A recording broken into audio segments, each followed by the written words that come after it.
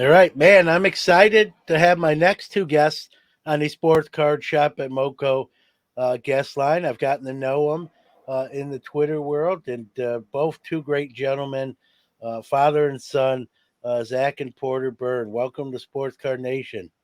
John, thank you for having us. I've been a fan for a while now, and yeah, this is exciting. We've been listening for a while. And full disclosure, I did not pay them to say that. That's of their own fruition. But all joking aside, thanks guys, and glad to have you here and get to talk with you directly. And I mean, I'll start with Dad with Zach. Kind of your hobby history. Where it started.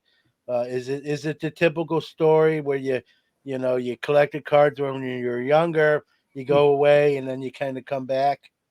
Yeah. So full disclosure, because Porter will tell you, even if I say don't, because he always says I'm Jackie Robinson's numbers age. I'm 42, and like most young men around, I was probably 12, 13. I got out of the hobby. So around 93, 94, I exited. A little bit of the strike, a little bit of high school fun, but I kept my cards. Yeah. They were always at my parents' house. And once in a while, you'd buy a Beckett, right? Just to see, hey, how much did these cards really go down in value?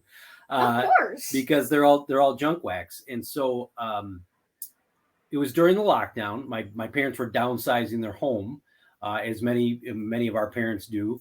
And so I brought my cards to our house, and Porter and I just started going through them and organizing them. And he had already dabbled a little bit. Well, you'll be able to tell your story, but it wasn't until Porter had been collecting about a year or so that I told my wife, I said, I realized that this was the most fun I had as a kid, was collecting these cards. I know why I stopped, but I think I may start, buying some again. And it was funny because as Porter had to realize some of the cards, everything that showed up weren't exactly for him. And that was the one thing that Mom was worried about, was that if something showed up, is he just going to think, oh, these are mine. And so we've actually put a nice budget in place that we share and we hobby together. And I focus on a lot of the junk wax stars, Frank Thomas, Carlton Fisk are my guys, 85 Bears. And it's been fun to teach him the history of the game too, not just from that era, but even going all the way back. So I was one of those guys, Bo Thompson talks about it, that came back during COVID, but I'm here to stay. A lot of people came in and left because I think we hobby the right way. We do it for fun, love of the cards. And so that's sort of my background, my story. How about you? So really why I started hobbying and getting into the hobby is because I was watching NFL football since 2018, and I'm hyped up about the new season. And the first game I ever watched, and this is going to be in a future video, the Hall of Fame game between the Bears and the Ravens in 2018. I've watched those highlights on YouTube a lot, and so that's kind of what got me into the hobby. And then Dad went to our local card store, Brewtown Trading Co., one day in 2019, and he was getting some penny sleeves and top loaders for the cards he brought home. And so he also bought me 2 packs of 2019 Score Football, and I got 3 Bears who were Bears at the time. And we realized none of them are wearing the Bears laundry anymore. So it was Danny Trevathan, Khalil Mack, and Mitchell Trubisky. So 3 of those 80 cards, because 2019 Score has 40 cards per pack. 3 of those 80 cards, my first 80 cards ever, well, 3 of them were Bears. And that's what really started to get me in the hobby. And I have been in for I would say 3 years now.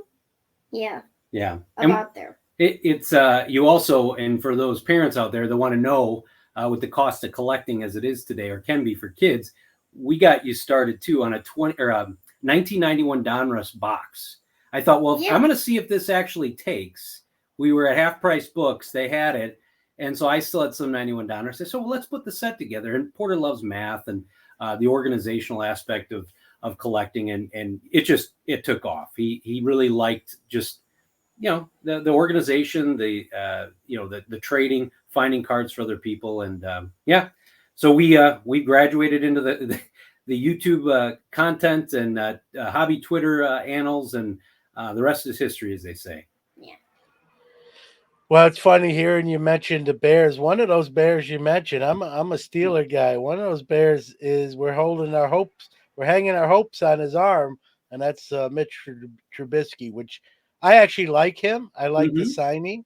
I like what they got him to sign for, and I think he's sort of gotten a bad rap, guys. Now I know you've probably seen him more up close and personal than me, but I'm a huge football fan. I've always thought like he's got a winning record in Chicago, and a lot of Hmm. people point to Matt Nagy as not being very good for Mitch Trubisky. And last year he got to back up just Josh Allen and probably learn a few things there. So I'm holding out some hope that he's an NFL quarterback, and I know we drafted Kenny Pickett. I don't think he's quite ready yet, so I'm looking forward to seeing Mitch wear the black and gold and see what he can do with. I think as crazy as it sounds, almost less pressure.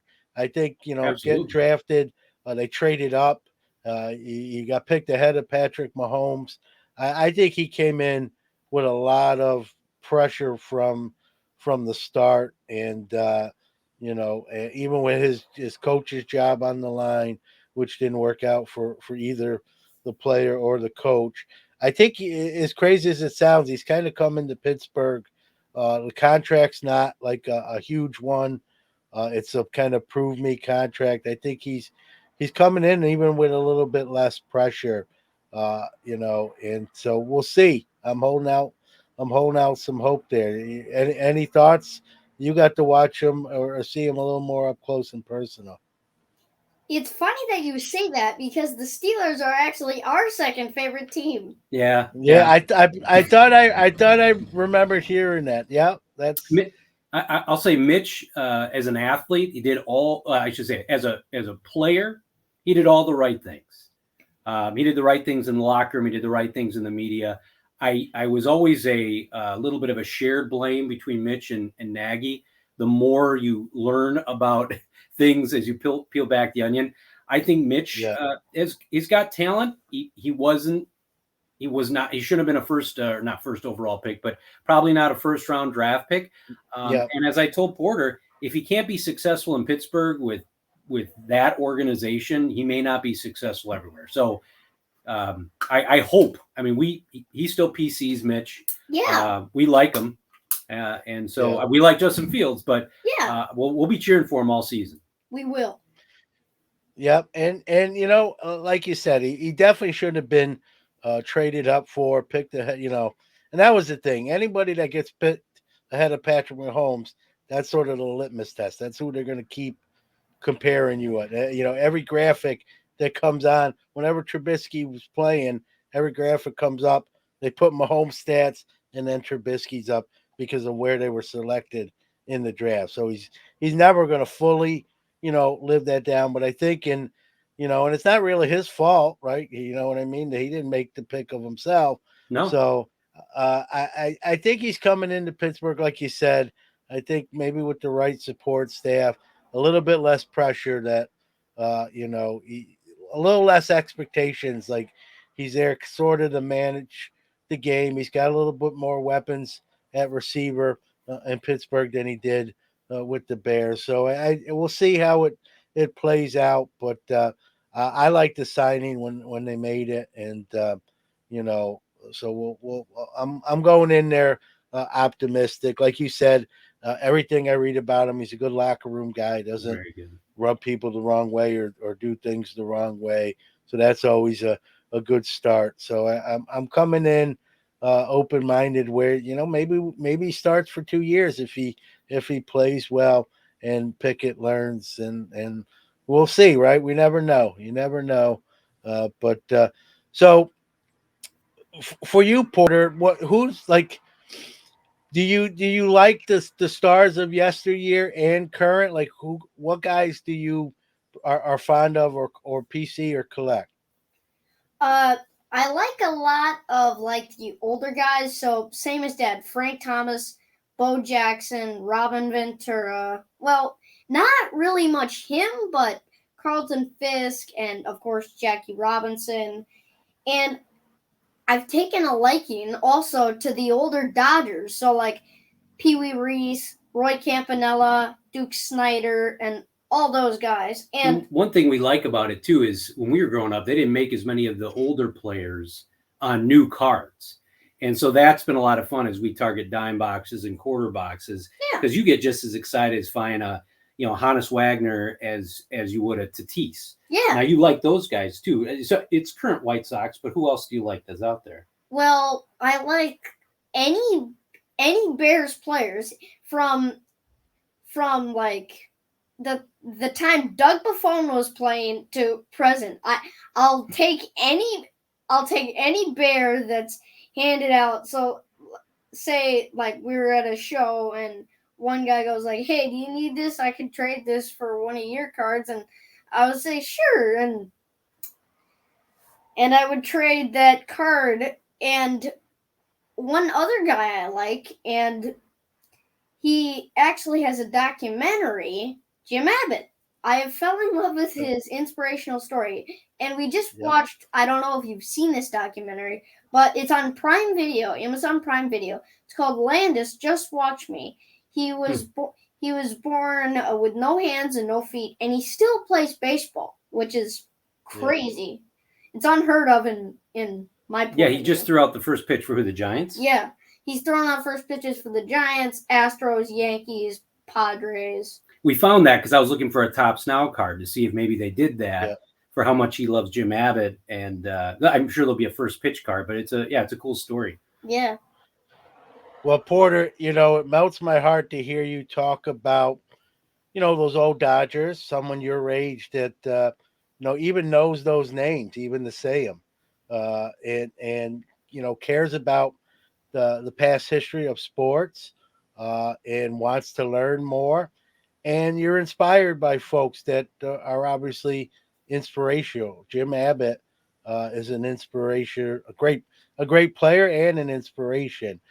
Jackie Robinson is that guy for me, and I know you mentioned him as well. And to hear a 9-year-old young man kind of say those names and say why that they appreciate those folks or collect those folks. It's you're kind of an old soul. It's you're 9 years old, but you're sort of wise beyond your years, and I love seeing that. And that's the one thing we had in common. Even when I was younger, I cared about the history of sports, even not just the guys I knew that were still playing, maybe when I was 9, but the guys that came before those guys. And so you remind me a little bit of me. You're definitely more poised and articulate than I was at 9 years old. I will give you even more credit there. We're going to talk a little bit about that here coming up. But so yeah, hearing you talk like about those guys, Porter, I appreciate that, and kudos to you, Zach, for my grandfather was like that with me. My dad, that told me those stories and allowed me to, know about those guys and share that stuff. So I think parenting plays a big role in that as well. So I want to give you props there as well. So we talk about, you kind of mentioned it, Zach, and the hobby's not necessarily a cheap place, especially when you're 9 years old. It's not cheap for an adult who works, right? So that's always my big fear. I'm a big kids in the hobby guy. I started when I was 9 years old, or I should say, I started when I was 7 years old in 1979. Packs were a quarter, right? And those days are in the rearview mirror. You mentioned some things with bargain boxes is a great way to still be involved in hobby. But talk about ways to stay in the hobby where you don't have to break the bank, and a 9-year-old Porter can still enjoy it. Well, I think the best resource we've found and use is a lot of trades through the mail. Yeah. Trading card Yeah. database, I don't think well, kind of going back to the organizational part, that's really what kind of got he and I hooked again, Yeah. is being able to go through and not only upload all my old cards, but see all these really cool cards that I missed when I was growing up. And then for Like him, garbage pail kids, kind of. yeah, I still have all those old garbage pail kids. But then the site, and I don't know how familiar you are with it, John, but you upload your collection, and then you find other people that want the stuff you don't need, and vice versa. And what's a treasure to you or Porter is maybe just sitting gathering dust in somebody else's 5,000 count box, and then vice versa. And what he's really like too, and even not just with the trades, but finding cards that he knows other traders will like. We were at a show in Oak Creek, and he's always pulling Cubs out for Bo or things like that. So from a budget standpoint, you get yourself a couple of plain white envelopes, some stamps, and you can trade up to 10 to 20 cards in a letter.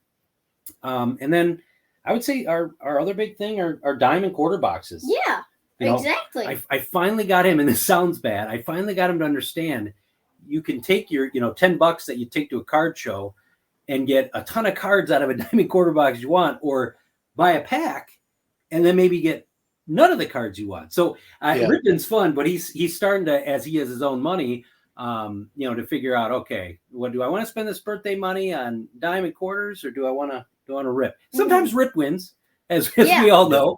But that's been a ton of fun. What do you think is the best way to kind of stretch your allowance budget? Well, the best way, I think, is diamond quarter boxes. Now, speaking of birthday money, I bought 5 boxes from my local bookstore. Three of the 5 were football. The other 2 were baseball from my local bookstore, and it was basically like none of the cards I wanted. So I've kind of learned my lesson and thinking a card. Yeah. I don't want to buy a pack.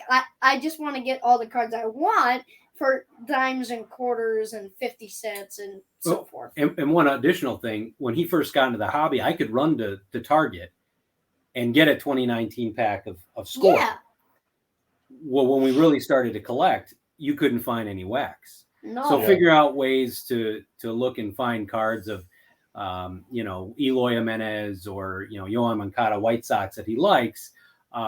That's where Trading Card Database just came in, and trading with other people that we've met on Twitter or the YouTube community. And to me, that's probably the coolest part of returning to the hobby, is just the generosity and the community, because of all the different ways to communicate online like this. And we were talking before we were recording about the sometimes that isolation. It felt like as a kid you may have been the only one that you knew that collected. So the more you can expand your community, the more the hobby becomes enjoyable. Yeah, no doubt. When people send me some modern day Jackies that they think I may be missing, and it's nice that people do that. If I have them, what I do is I just pay it forward to other people I know who collect Jackie. It's nice that people look out or think of others like that, and that's the great thing of the hobby. Porter, those bargain boxes, you can use them to your advantage, right? So you're looking in that quarter box and you find something, even if maybe it's someone you don't really like, but someone else is, and it's a $3 card. It's going to cost you a quarter, but then you can trade it to them for $2 or $3 worth of someone you like. So even if it's not someone right up your alley, you can be strategic with those purchases. Exactly. And that's what we do for basically, well, every card show we go to, we do that, because we just went to Oak Creek the other day, and we got like 10 cards for Bo, 10 cards for Diego, and it was just a lot of stuff, for like 20 cards for other people that are not like in our immediate state, but well, Bo lives in Wisconsin as well, but not like in our general vicinity of like 25, 30 miles. Well, and it as a dad, and it really warms my heart when he does this, but I think mom does too, because like any spouse or mom, they may not always get the hobby, Yeah, and so that's fine. But when she's seen how Porter enjoys giving just as much as he enjoys getting at 9, that's important, and quite frankly. Um, I think, and we talked a little bit about this, and you mentioned, kids getting into the hobby when they see a kid like Porter, or they see younger kids that aren't just about the Pelican case and, walking around and trying to flip to make money. It's, I think dealers and traders, they understand that. And that's why people have been, I think, incredibly generous to Porter to help him build his PC, because they know, um, it's for collecting, yeah, and hopefully more kids can continue to have those kind of I guess examples, because yeah, I think what you see at a card show sometimes, there are tons of kids out there collecting, and I think when during COVID you saw the guys or gals lined up at Target, that's what people were thinking. It's like, no, this hobby's it's great for people of all ages, and there's so much out there and different ways to hobby. You just got to do what you like. yeah, no doubt. And I'll say this: there's no funner thing in the hobby than opening a pack of cards. I get it, believe me. I've done plenty of it over many years, but I've learned, uh, Porter, that as much fun as it sometimes for what it costs to open a box or even a few packs of something, and then when all the smoke clears and the dust settles, and you realize like what you actually got and what you could have like directly bought. I've learned to open less wax, by trial and error. So if you can hone that skill, I think your collection will be all the more better. But listen, I get it. It's the funnest thing to do in the hobby. To say otherwise is probably not telling the truth. So and you just sort of gotta pace yourself and not overdo it, because that's where you can get in trouble. And Yeah. I've talked about on this show, and there was at one point in my life, I had a probably a $10,000 wax bill from opening product on a credit card, which I'm happy to say doesn't exist any longer. But that's how I learned. Like the payoff wasn't, you know, the risk wasn't worth the reward.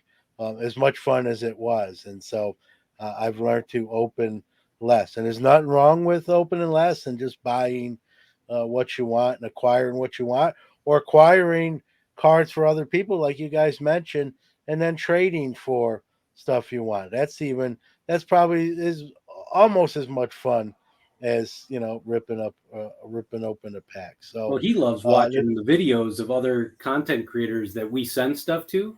He really yeah, actually likes watching those videos just as much as sometimes checking out one that we recorded. If he'll ask, yeah, "Oh, did so and so did they get our mail yet? Did they open up?" I said, "Well, they haven't posted anything yet," because that there's just something gratifying about hearing somebody's voice and the excitement when that you're getting them something that they that they liked. yeah. Well, you're very, you're generous, and you like seeing people happy, and that's again a testament to you, and good to see it. I got to ask you, you talk about shows. Have you been to a national yet? Nope, not yet. Okay. No, and next year is a drivable show in Chicago. And Bo, Yeah. 1 million Cubs, he sent me a text out of the blue the other day. He goes, "I know it's early. I want to put this on your radar. You and Porter should really go at least a 1 day, down to the national, and you know they got tons of bargain boxes. But Yeah. for me, and Porter was the same way when he did his first show. It's getting to meet folks like you and all the other people. I mean, that's worth the price of admission there. Um, and so it's drivable. I would see it's a very healthy chance that we'd go to the national when it's in Chicago or Rosemont. Yeah, that's kind of where I was going. I knew you were closer to it than I am, and I do plan on going. If you love card shows, this is I've coined it the Super Bowl of the hobby. If you can get there even for 2 days, it's just that big. The more time you can spend there and kind of cover everything, like you said, Zach, you're going to meet people and chat with people, and then there's more bargain boxes than you can even go through. I mean, there's the singles club is there where every card's $1, and you never know what you find. That's Dr. Beckett's favorite haunt, and many others. I like going to. He's just there a little bit longer than I am. But great opportunity to pick up some cards on the cheap, and if it's drivable, definitely like Bo said, you got to get there. If not for one day, even two or three, if possible. And again, I would love to meet you guys in person if you do go. You guys are great ambassadors. I use the two A words on the show a lot, right? Ambassadors and advocates of the hobby. And you guys really personify that. You do things the right way. You lead by example, and I appreciate that and want to say, kudos again to you there. Now, you Appreciate guys started your own YouTube channel and where you share some of your mail days and talk. And you both are awesome. And Porter, you're 9 years old. I'm watching you. I remember the first time I watched this, and I thought you were older than 9 because of how poised and just cool, calm, and collective you were doing the video. And I just think, going back to when I was 9, we didn't have social media then. Probably a good thing. I wouldn't have been doing much of it because I was very shy. But you're not shy, Porter. You're cool, calm, collective. You're sort of like a natural at it. How are you so good at it? So soon. Well, I think it's because I've been I've basically been on like video chatting and like Zoom and other hobby live chats like basically all my life because well not well all your collecting life. yeah Let's say that. all my collecting life. So that's kind of what has given me the opportunity to like get more like I don't know how to say this, but like get more good at like if I'm on like a live chat which we just were to get more better of like saying I'm gonna give you a word. I'm gonna give you a word because I can't teach you much because you're so good. Polish. Use the word polished. I'm so polished. You ever heard that before? no, not Like really. Jason That's Benetti is a very polished announcer. He's just smooth. Like he could read the phone book, and people would listen. Okay. yeah. Um, Speaking of him, he's from Syracuse. I don't know if you knew that. I didn't know that. I didn't know Yeah, that Okay. either. yeah, Jason Benetti, right? Yeah, yeah. Yeah, he did what's now the Syracuse Mets. At the Oh time yeah. when he was here, they were called the Syracuse Chiefs, and they were the Nationals farm team. Now, obviously, they're the Mets, but he was the play-by-play man for Syracuse AAA. So we're very in Syracuse when we hear Benetti. I've met him. He's really a down to earth, great guy, and so hearing you say that, I had actually forgot that he was there. So you got a good one, and he's a we talk about passionate. He's a guy that you can always tell announcers who love what they do, get to do, and he definitely does. Even in meeting him and talking with him, I could always tell. Like I didn't know, I had no idea he was going to be on that big things. He was on ESPN. Um, uh, he was our local guy, but he was so good, he didn't stay local for too long. He got like players, right? He gets to call up to the big leagues, and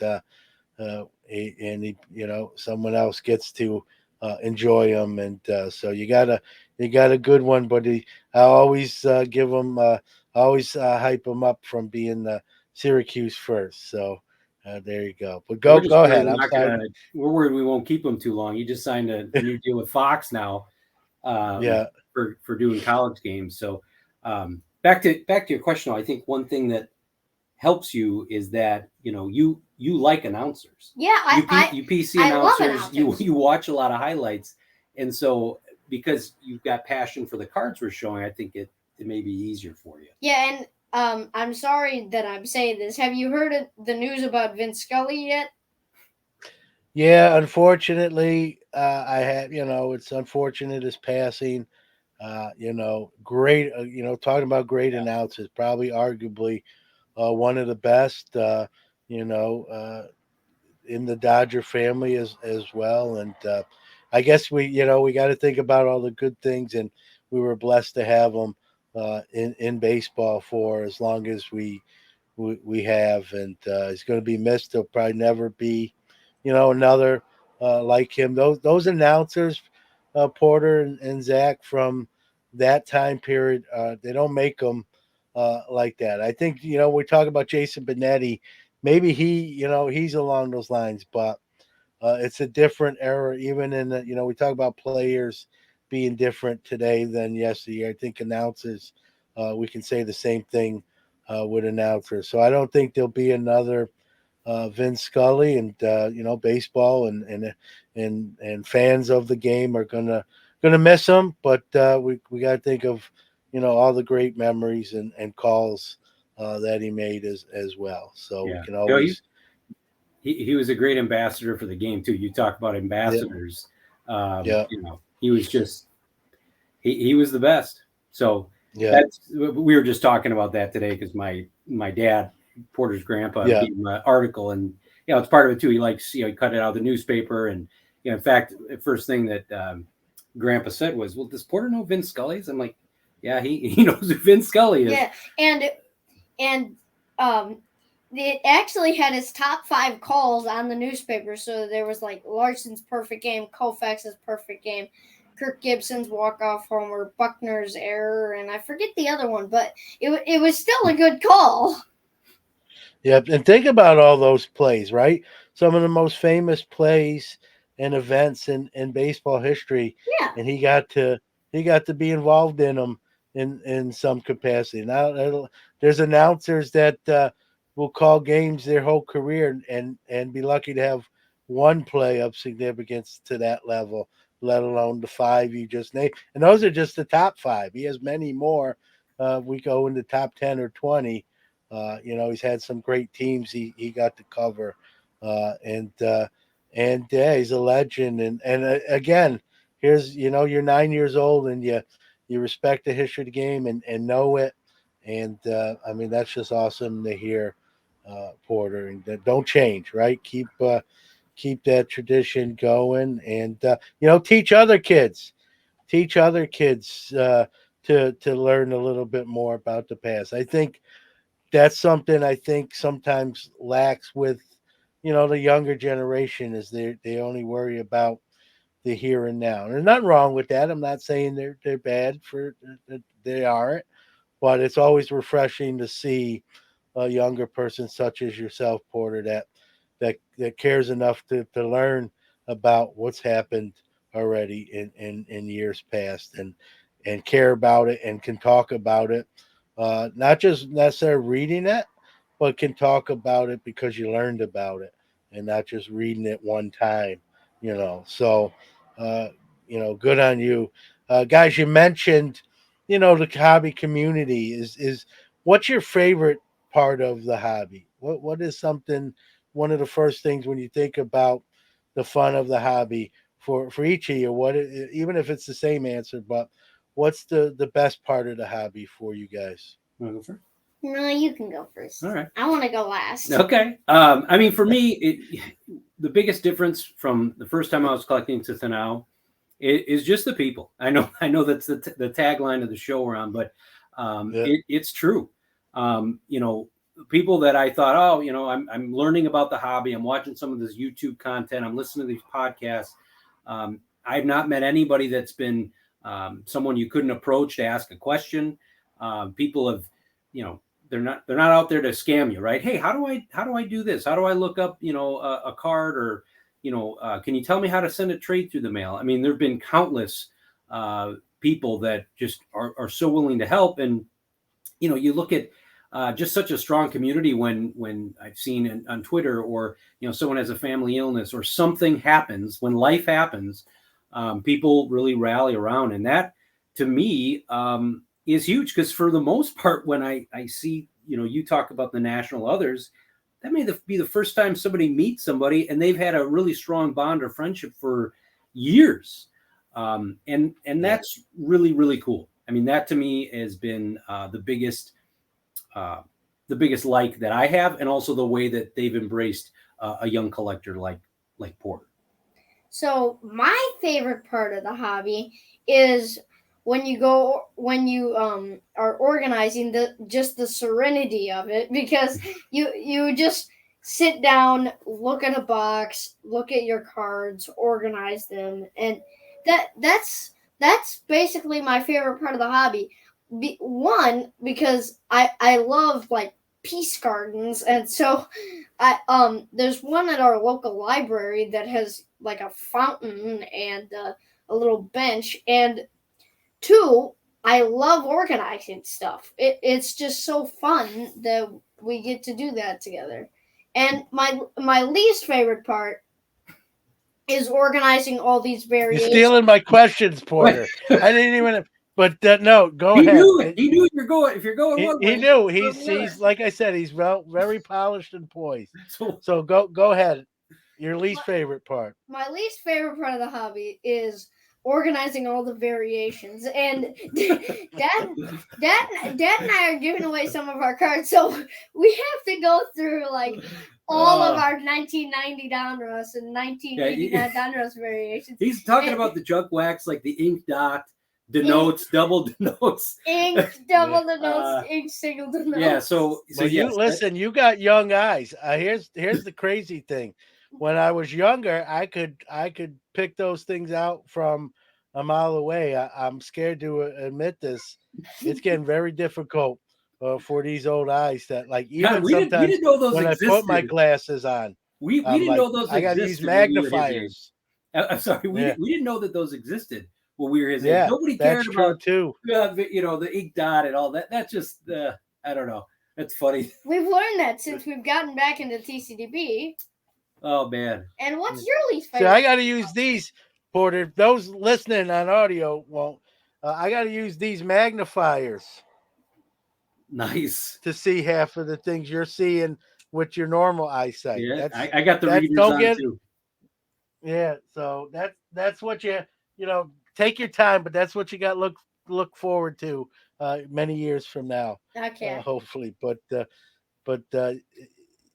and I agree. It's the some of these numbers are small when you're trying to put cards in order, and even reading like how Topps puts the different variation numbers so you can tell if you have something. There's sometimes I really can't see them, and I got to use that magnification. But going back to what you said, positive, both great answers, right, Zach?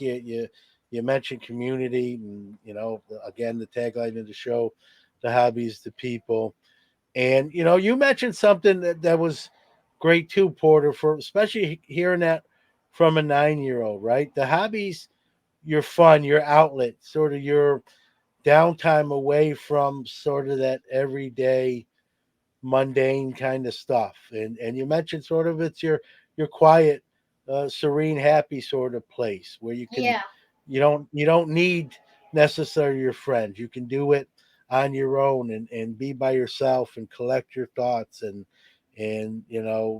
go at your own pace with it. I've never heard someone such as so young refer to that, and so again, that just I think you're wise beyond your years. And going back to the announcing, I meant to ask you this when we're talking. Is that something maybe when you're older, Porter? Is that something you're looking maybe to do as a profession?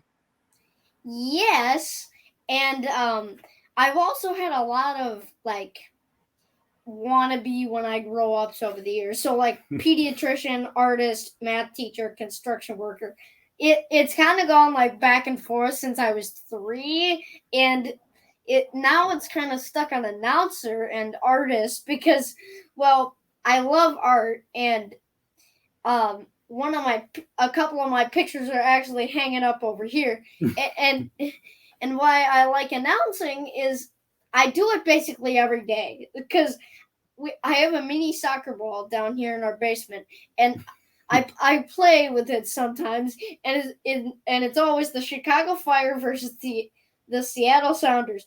I'm playing it, and the score is like always 50-0 Fire win because of course the Sounders are my second favorite soccer team, although I don't really. You just.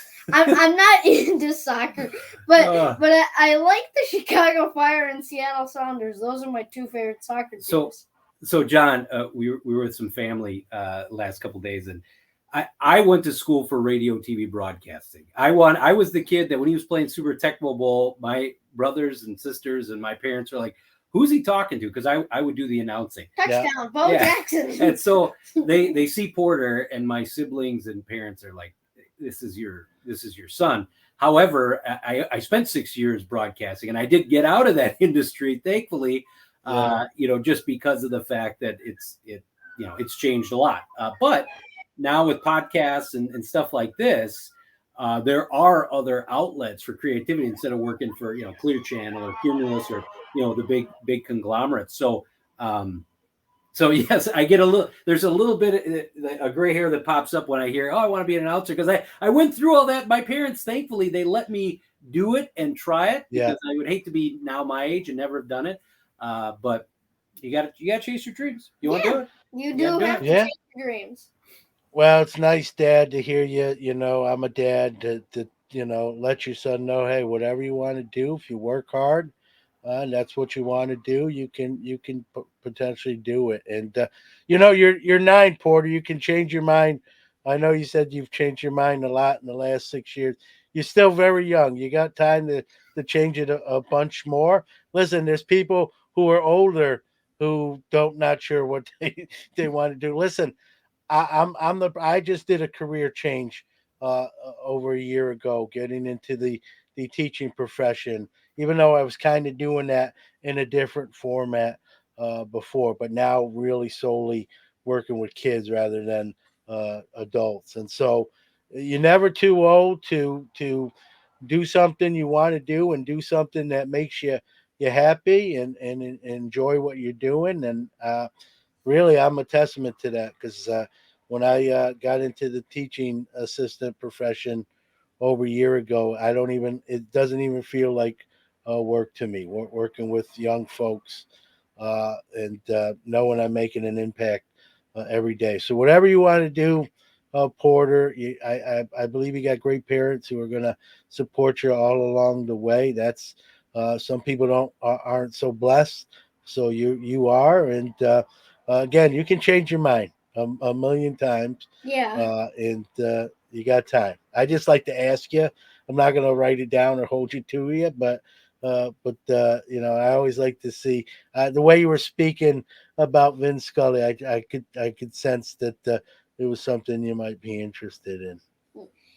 And speaking of Vince Scully and going back to the announcer thing, when Dad and I do our videos, and we mentioned this in one that just dropped today, Dad is kind of like the Jason Benetti of our videos, and I'm kind of the Steve Stone of our videos. Yeah, I made that reference because I'm talking about something, and he just brings up something randomly, like the color commentator. It just something was not off topic. It was relatable, but it wasn't anywhere I thought we were going. And we try, and I only think it's happened once when I messed up, knocking the camera over, which is just the phone of just, hey, we're just doing one take, just like this. We mess up, and so yeah, we have fun with it. And yeah, and well, I just had a brain fart. I forgot what I was gonna say. Hey, it happens to John and me too. Well, I will say this, Benetti and Stone, you guys are doing great on YouTube. Again, Porter, 9 years old, We didn't have YouTube when I was 9, but even if we did, if YouTube was over here, I would have been way over here. I was that shy, and so the fact that you're so good at it at an early age just bodes well and just speaks to how smart of a kid you are, and don't change and keep doing it. And if you have fun, definitely keep doing it. Give out. I want to thank you guys for coming on. This was a real pleasure finally getting to talk to you along these lines. But give out all those where people can find your YouTube channel and all that good stuff. Okay. First, before we do that, I just want to thank you too, John, because getting back in the hobby, and I've said this to you as well, and I want to say it here. You've been you and Bo Thompson really been like a North Star. The Monday and Friday content drops. I just the honest takes you have. It was great to get that education. I searched trading cards on, I think it was the podcast on iOS, and you were the first one that jumped up, and I was glad. So thank you, because you've really helped us, even though you don't know how much you helped, and you're one of the best ambassadors the hobby has. So some of you may recognize me. I do a lot on hobby Twitter, which is ZACH and then Byrne, BYRNE. But on YouTube, we're just Zach and Porter. We hang around in a lot of the same YouTube content circles as Hobby Hotline and Bo Thompson and some of those folks. And it's pretty simple. I mean, we're just sharing our love for the hobby, showing off some of our mail days, showing off some of the finds that we have on our channel. And you came up with the Turn Back the Clock Tuesday. Yeah. You want to talk about the background of that? So one day, well, I want to tell you the story, but you're gonna be probably laughing out loud. One day, it was like a Thursday, when I was going to the bathroom, I thought what? I thought of the idea. I originally said Throwback Thursday. Now Throwback Thursday it's too classic, so I changed it to Turn Back the Clock Tuesday. Oh man! And we're having our 8th one drop on Tuesday, and I think noon. And it talks all about, spoiler alert, it talks all about the NFL Hall of Fame game. So Dad shows off some of his favorite Hall of Famer cards, and then I show off 4 cards, 2 each of the teams that actually played in the Hall of Fame game: the Raiders and the Jaguars. And going back to the what is the concept of the show? Hold on. Going back to I can't even. Okay, so Porter said, let's do something that you get to show off cards that you've had since you were a kid, and then he shows off cards that hopefully someday he will be able to have 30 plus years and share with maybe his son or daughter. So that's why it's a Turn Back the Clock. It's cards that I kept through all those years, and so we're always trying to throw different things out there, and we're not on camera. This is actually different for us because we're just trying to show off the cards. They're the star of the show. Although, and just in case you have to change the day, guys, you can use Rewind Wednesday, Flashback Friday. You can have fun on different days. There you go.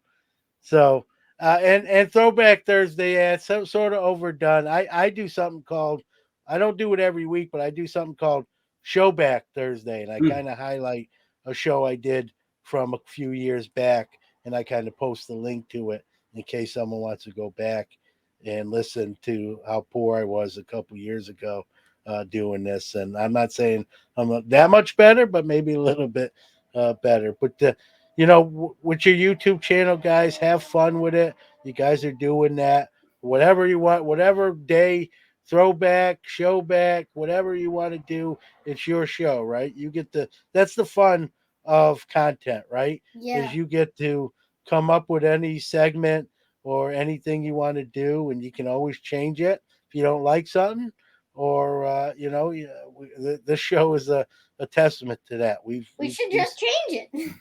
Well, we wanted to create something that we would want to watch, and that's kind of what we did. We just that's what it's about. And Zach, thank you for those kind words. When I started this 4 years ago. I had no idea where we were going on the journey. I kind of just started the thing up, turned the key, and here we are 4 years later. And I do get that sentiment a lot. And I don't care how many times I hear it, it still really resonates and hits home to me. And that's why I do it, right? I try to be helpful. I try to be honest, even if someone doesn't necessarily agree with everything I say. That's fine too. And I'm always my door is always open to help anybody. The hobby can be, sometimes tough to navigate, especially for someone maybe new to the waters. And I like to think that I can be helpful if need be. So hearing you guys say that, I really appreciate that. Keep doing what you're doing. I'm going to be watching you and taking notes with Porter. See, I'm known more for the audio, not for the YouTube. So I can learn. I can learn from you guys on the YouTube. So We're learning every every time. And part of the learning is bumping over the camera, which in our latest Turn Back the Clock Tuesday, well, not our latest, but the one that drops this, well, it's coming up. Yeah, it's coming out in a few days. Dad, well, I think it was me that actually bumped over the some of our cards on display. Because I was spinning around in Dad's office chair. I was doing like a 90-degree spin, and I bumped the table, and like our starting lineups and some of our display cards came down. And I was like, "What? You're giving away our our secret sauce here. You know. well, I'm gonna make you feel. I'm gonna make you feel better. You can knock down a camera, knock over some cards. This guy that you're talking to right here did something, and I'm not bragging about this. I'm just full confession. I once ended a hobby hotline show 30 minutes in, and obviously not on purpose, but I hit the wrong button, and so went the show. We got it back up, but not my proudest moment. So until you end your own show, you can't top that yet. So Yeah, it's just don't life. do It it. just happens. You just roll with it. Yeah, It's life. Life isn't fair. Yeah. yeah. That's life. Life. Life is what it is, right? Got to roll with the punches. Well, Absolutely. guys, I can't tell you how great this was. I really enjoyed talking to you both, and look forward to maybe seeing you in Chicago here in a little less than a year. That'd be fantastic. John, thank you so much. Thanks, John. You're welcome.